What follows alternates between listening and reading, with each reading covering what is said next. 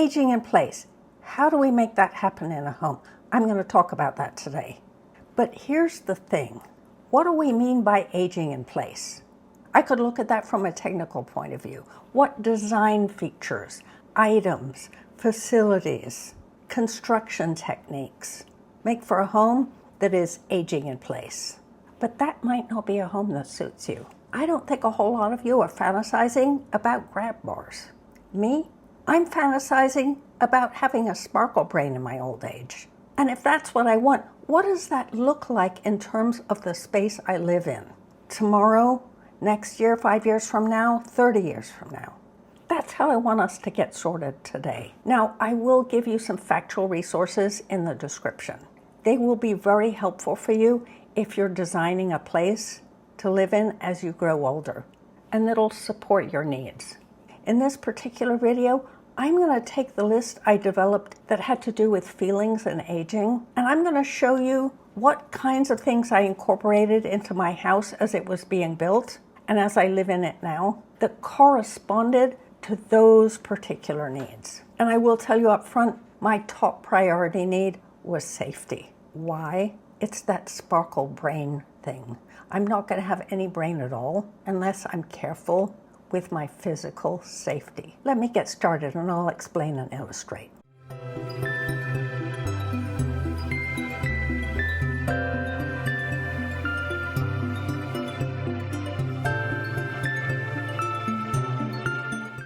So I don't have to interrupt my flow. I'm going to remind you right now to hit that subscription button. It really helps out my channel. It lets YouTube know that this kind of information is really important to seniors.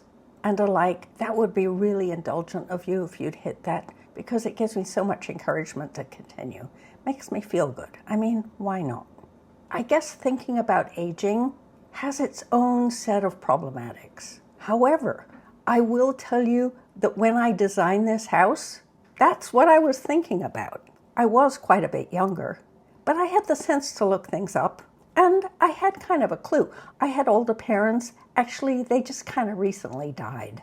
My mother at 100, my father at 97.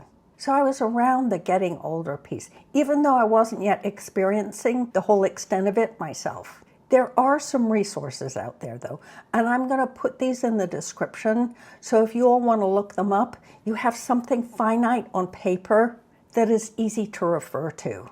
If I can recall exactly what I did in designing this house, I got AARP's list for aging in place, and I tried to follow those guidelines as much as possible.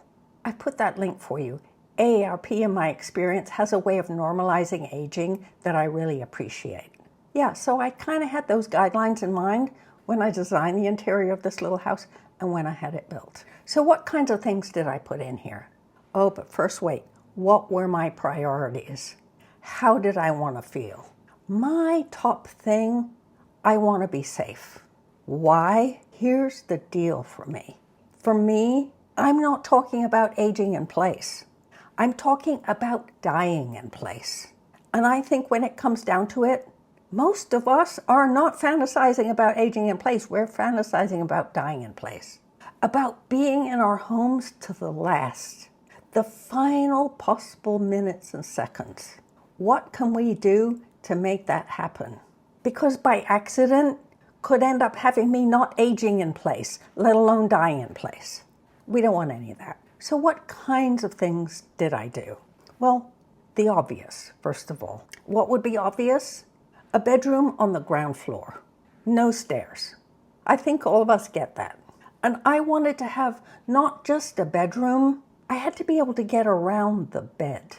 There had to be room for me to maneuver back there. And I couldn't be blocking the door in any way. If I had a problem in bed, if I had a stroke or something, it had to be easy for EMTs to get into my room. It had to be easy for someone or other, if I had a helper, to be able to get around the bed. If my right side was messed up, I had better be able to get out of the bed on the left side. So yeah, I planned for that.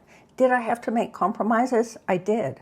I could fit a queen-size bed in my bedroom, but it wouldn't meet all those criteria. I ended up with a full-size bed, a compromise. And if I really needed a lot of helpers in the room, well, I could always go to twin size. that was my thinking. What next? The bathroom. I do have a separate whole video on how I design my bathroom, so I'm going to refer you to that. But here are my basic thoughts. The most likely place for seniors to have an accident is in the bathroom. Hands down. I'm not even going to bother you with statistics. It's common sense, but there is statistical backing. And where are seniors having accidents? Getting in and out of the tub or the shower. To my mind, not having an accessible shower puts a quick end to aging in place. That's why I pull out my hair when I see tiny home tours that are called aging in place, but they have no accessible bathroom. And no accessible bathroom means a much shorter life for aging in place. You can't really live in a situation with no bathroom. So for me, that's one of the places I really put the resources of the house in. I allocated my bathroom a bit more space than standard. It's important to be able to move around. I might have a walker, crutches, a wheelchair. That's all possible in my bathroom. And the walk-in shower, that is a no-brainer. They cost the same as a standard tub. It's just a white fiberglass thing. And if you don't have that much space, you can get one that's smaller. I had come from a situation where I had a shower with a deep sill. I almost had an accident in that thing, and I was 10 years younger than I am now. There's no way that qualifies as suitable for aging in place. I knew that, and it makes sense, yeah? So I did allocate quite a bit of space in my little house and in my resources to make that feature happen for myself. I also thought quite a bit about the kitchen. Where did I go with that? Well, I had the cabinets lowered 3 inches. What I did was I went to Home Depot. I took my tape measure with me, pencil and notepad, and I went around and I looked at all the displays. And I came to a display where I could see into all of the shelves in the cabinets. I measured those cabinets. And I measured the space between the countertop and the bottom of the wall cabinet. And as it turned out, that wasn't a standard distance. I wrote it down. And that's what I asked my builder to do for me. If I hadn't had that feature, I would just be practical. As I got older, I would have moved my necessities down the cabinet so that everything was in reach, no ladders needed. I could easily see. I didn't run the risk of pulling something onto my face. I would have done that. And I might still need to do that if I get any shorter. I decided against building an island or a peninsula. There really isn't room here, but I also figured I didn't need it. I felt I could compromise about the amount of stuff I had in the kitchen. And it was far more important for me to allocate room to a bathroom than it was to allocate room for more storage in a kitchen, because one thing was about safety and the other thing was about stuff.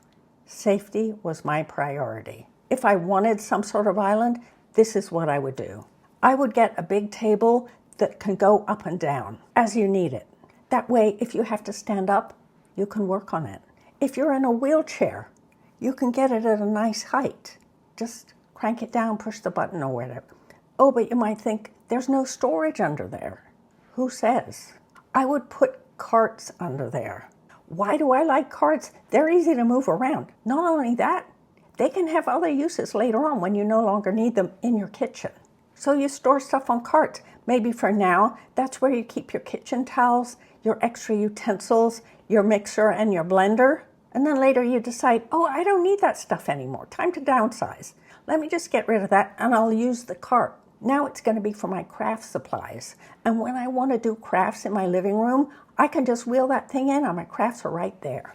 So yeah, if I had a need for an island and a kitchen, that's what I would do. If I got super disabled and I needed more space entirely, heck, that whole island table can go away, temporarily or permanently, just to make space for me rather than my things. Because this is about me aging in place, not my things aging in place. Now, I had this house built for me.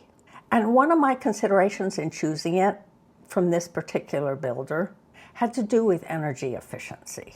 And why am I bringing up energy efficiency? One of the items on my little list of how I want to feel as I get older, I want to be warm in winter and I want to be cool in summer. I have much lower tolerance now for big extremes in temperatures.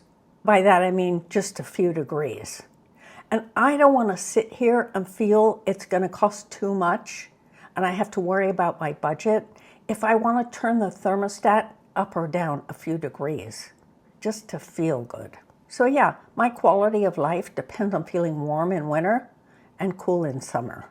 I baked some of those features into the construction phase of this house. They got incorporated into the mortgage. And that's a critical detail because those items are kind of expensive. This is a big bonus for a house versus a tiny home.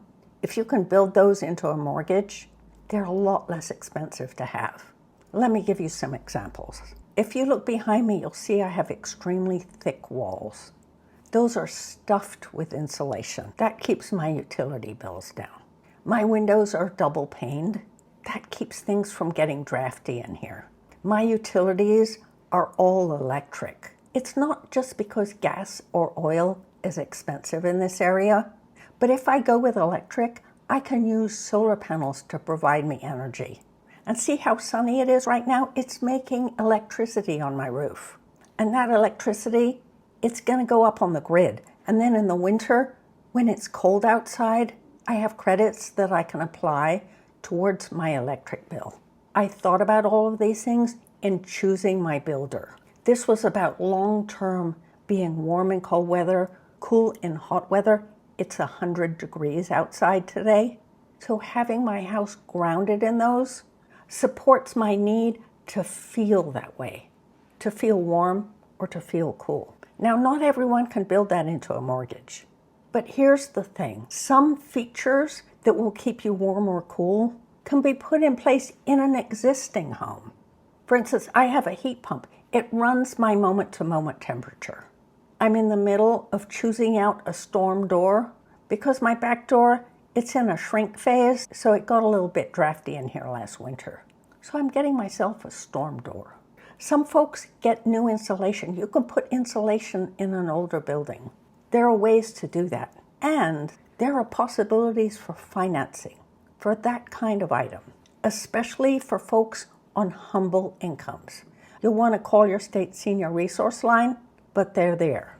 USDA has some, HUD has some, states have some, scattered around for different places. So don't shrug your shoulders and give up if you think they're not affordable. They just might be. I got my heat pump and solar panels through the state. Yeah, not every state has that kind of resource, but your state might have other things that we don't have here. So it's worth a good checking out. What else was on my little list of feelings I want to have as I grow older in my home? Well, brain sparkle was in there, but let's talk agility. There are several ways to address agility. One requires space. My doorways are wider than standard doorways. That's to make it easy for a wheelchair to move around the space, but also for someone to fit through the doorway if they're helping me out. And no, I'm not too excited about someone helping me out, but if I have to, and that's what it takes to stay in my house, I'm going to accommodate it now. My design considerations went kind of like that. I also have no corridors in the house, no narrow spaces. Now, there were plenty of reasons for that, not least of which, when you're dealing with a small house, a corridor is a waste of space because you want to maximize living space. Much better to have that space in a bathroom than in a hallway. Priorities. But I do want to mention a few more. A few changes that are easy to make that don't involve a builder. Next time you buy a stove, for safety reasons, I recommend electric. I kind of recently rented an apartment that had a gas stove, and I tell you, I almost caught myself on fire the first day because I reached across the burner and had a sleeve hanging down. That would be so easy to have happen. My current electric stove has a glass top. I've never had a stove like that before, and I love it. Why? It doesn't matter exactly where I'm plonking the pan. I don't run the risk of tipping soup all over me or all into the stove if I plop it in the wrong place. But more importantly, the stove I have has knobs in front. This is absolutely crucial, and I wouldn't go with any other stove because I'm not reaching over my hot stew and steaming vegetables to turn knobs. That looks so dangerous to me. I can't even imagine. Yeah, knobs can be on the front of the stove. Now, you don't want to do that if you have kids, But most of us don't have kids around anymore. Or if we have kids visiting, they don't go near the stove. So yeah, there are stoves with knobs on front. I know, I have one. Simple thing. Another easy little feature, anything that is a knob can become difficult for a senior. Because if you have arthritis, it's hard to twist. Me, I don't have arthritis, but it's still hard to twist. I don't have knobs in this house anywhere. Everything has a lever. One of the most important places, for safety reasons, you'd want to have a lever is at a sink. Think of it this way. Not only are those twisty knobs hard to manage, but it's also very easy to get mixed up about which is hot and which is cold. I'm not used to those, and I get mixed up all the time. If I'm in a hotel or traveling, something like that, I never know which is which. It's easy to make a mistake. And the problem is, if you make a mistake with hot water, it can be scalding. You don't want to do that. And it's an easy switch out. To have a faucet with a lever on it. One lever. Heck, you don't even need to grip those things. You could use your whole hand. You could use your elbow if you needed to. All of these little things can add up to make a home safer and more livable and more comfortable as we get older. And that's really what I was trying to address in my home when I designed it, and also my thinking as I go along. I'm now 5 years older than I was when I moved into this house. And incidentally, I know there are smart home features for seniors. Those typical smart home features, I'm not so into those, at least yet. For now, I prefer the kind of technology that is multi-use. I use an Apple Watch, and I have little speakers that help me with security. I've done a couple of videos about those already. I don't have anything like a life alert. I don't believe in it. I'd much rather have something more versatile that allows me to be free wherever I go, not just in my house. I want to be out and about.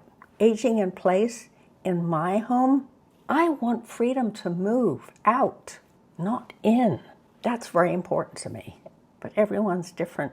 I hope my ideas have been helpful to you here, but write in the comments if you have questions for me about any of this, or your experience in addressing the feelings you want as you get older in your home. How have you made that happen? What is your vision? How do you want to feel in your home? And what's your experience in getting those needs met?